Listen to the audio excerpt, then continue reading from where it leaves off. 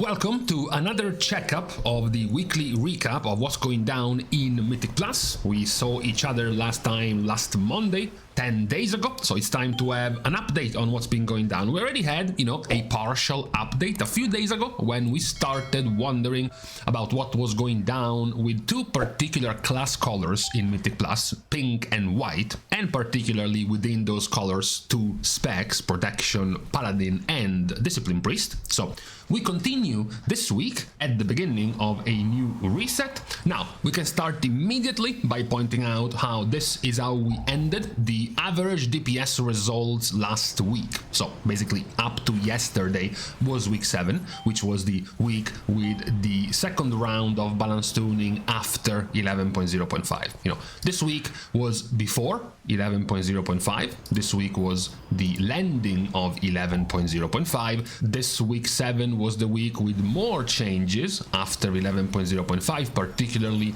the buffs to the warrior DPS and the warlock DPS specs and the nerfs to shamans. So we have seen, as mentioned already, some improvements in these results, going from 3 weeks back. The warriors, for example, and the warlocks, after being buffed, have increased their power. Right. Of course, as we also mentioned, we weren't going to expect these specs to immediately become meta just because they were being buffed, but now they are doing significantly better than before. Now, obviously, there is a problem, right? Because if there are, for example, let's just say 3, 4, or 5 specs at the very bottom and they get buffed and suddenly they become, average, they become mid-tier, like for example warlocks and warriors. Well, if those 4 specs, for example, are no longer at the bottom, then someone else will have to be at the bottom right now to take their place. Now, their place at the moment, if we have to exclude, of course, Augmentation Evoker, their place is being taken by Arcane, by Windwalker, Feral, Shadow Priest, Havoc, and Marksmanship Hunter. Now, before any of these changes of this mid-season patch came through, so going back 3 weeks, some of the specs were already here, others have seen a significant shift. Now, for one, Marksmanship. Right.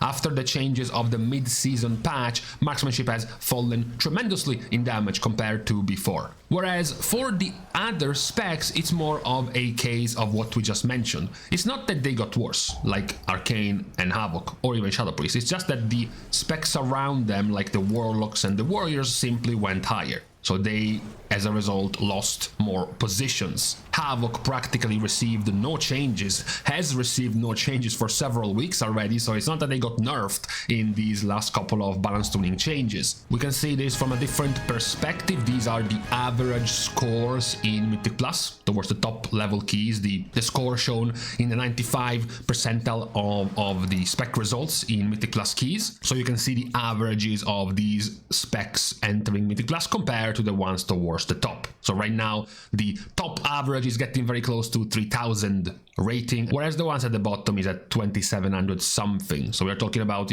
doing 13s at this level and doing about 11s at this level on average. Now, we have already foreshadowed what could have been the possible changes a few days ago, talking about the changes, the balance tuning changes of this patch. Well, if you look at talking about elections, which seems to be pretty in season, if you look at the popular vote, by looking at the high level keys, you would see a pretty clear indication that the tank is Protection Paladin now compared to Protection Warrior. Again, if we just go back even just a couple of weeks, the tank color was more in favor of Protection Warrior. If you go even a week further, it's even more in favor of Warrior. So the closer you go to now, the more you see a shift towards Protection Paladin. When it comes to the healer, it's still in favor, clearly, of Resto Shaman, while the DPS choices continue to see a very high popularity of Red Paladin, as well as Enhancement Shaman and Assassination Rogue, which would point towards a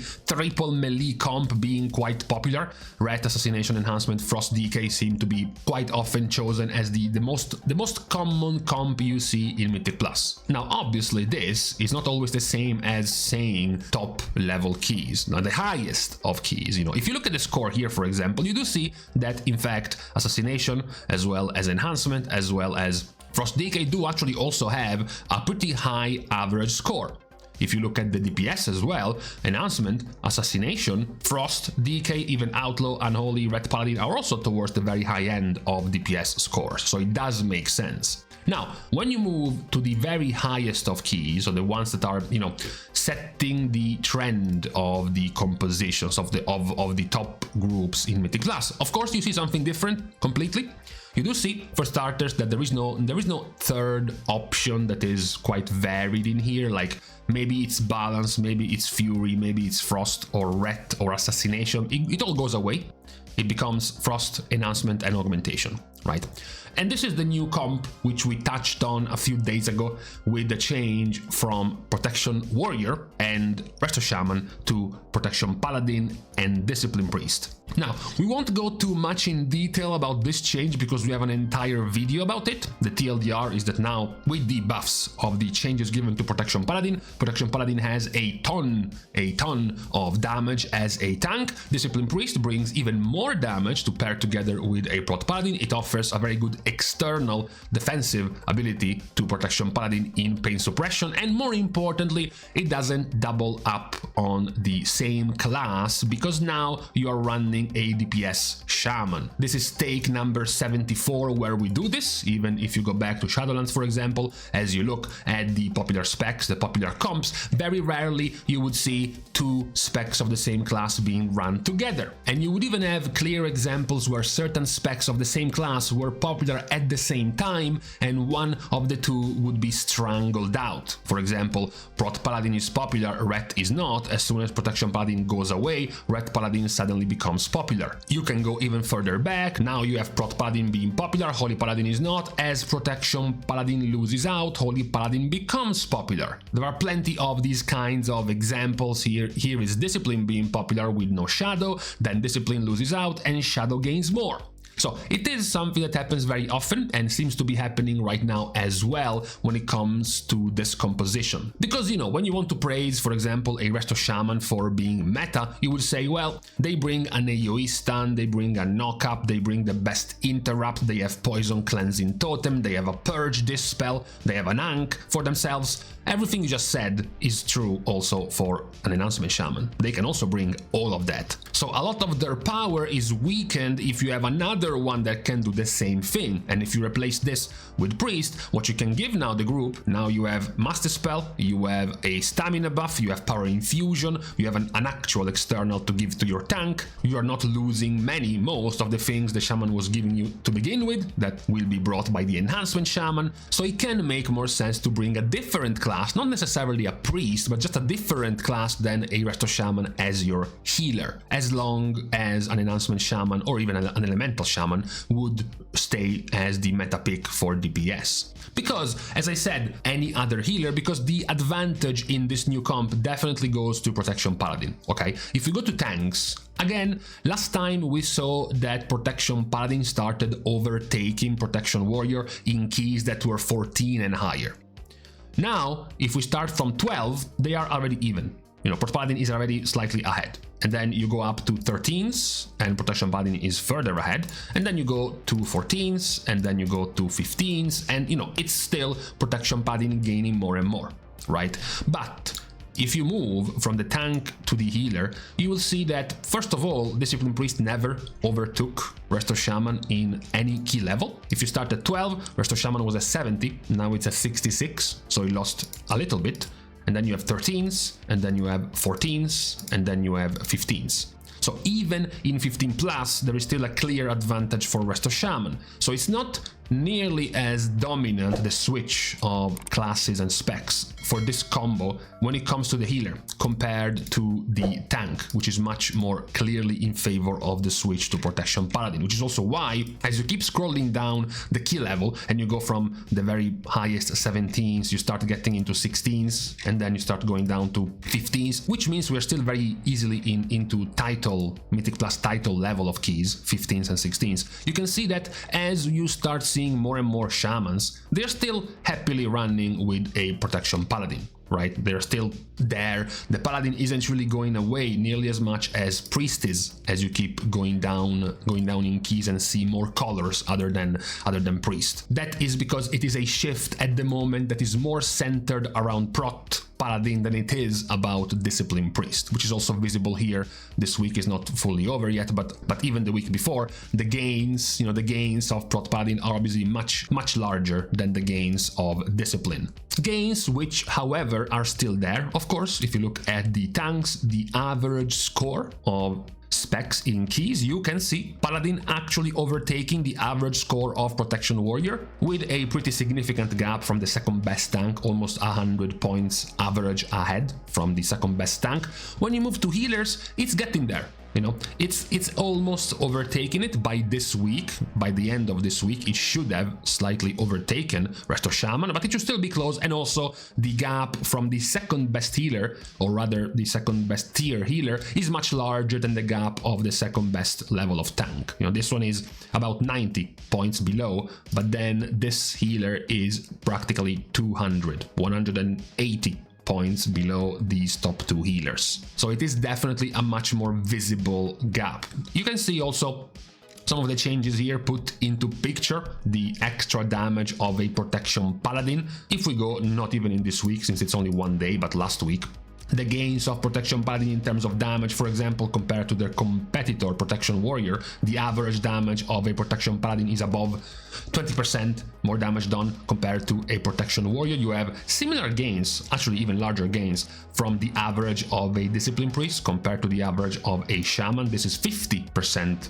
more damage for a Discipline Priest, which isn't nearly as relevant because the average damage of a healer is of course lower than the average damage of a tank. Now this overall should still be good for the meta, because for the meta, Protection Paladin is still good, so it's not that they will go down to Brewmaster Monk level, and same goes here. Resto Shaman will still be very popular and very good at even high key levels. Also because a lot of the value of Discipline still hinges on playing with a DPS Shaman.